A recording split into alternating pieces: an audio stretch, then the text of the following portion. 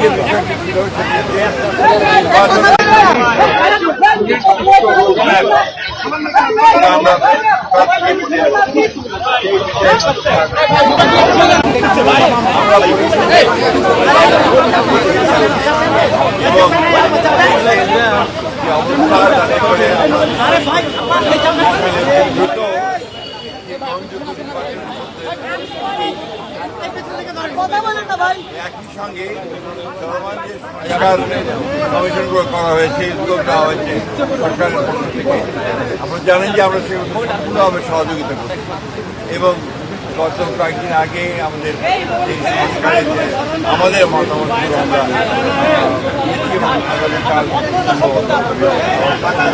বৈঠক আছে। আমরা খুব স্পষ্ট করে বলেছি যে বিষয়গুলোতে ঐক্যমত্য হবে সেগুলো নিয়ে আমরা একটা চার্টার করতে রাজি আছি এবং তারপরে সেটার ভিত্তি করে আমরা পার্টি নির্বাচন দিকে চলে যেতে এবং পার্টি সংস্কার হব আমাদের রাজনৈতিক দলগুলো যা নির্বাচিত হয়ে আসেন তারা সেগুলোকে করার এটাই ছিল আমাদের কথার মূল কথা।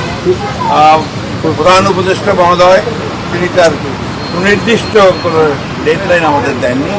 তিনি বলেছেন ডিসেম্বর থেকে জুনের মধ্যে তিনি নির্বাচন শেষ করতে চান। আজকে আবার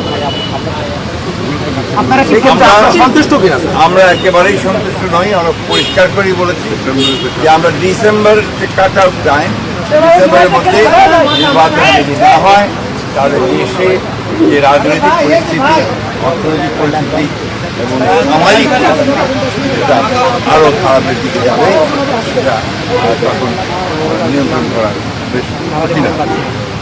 আপনাদের অবস্থান কি হবে স্যার? আপনারা যে বলছিলেন যে আপনারা ডিসেম্বরের মধ্যে নির্বাচন চান, মাননীয় প্রধান উপদেষ্টা আজকে আপনি যেটা বললেন যে আপনাদের কিছু বলেননি,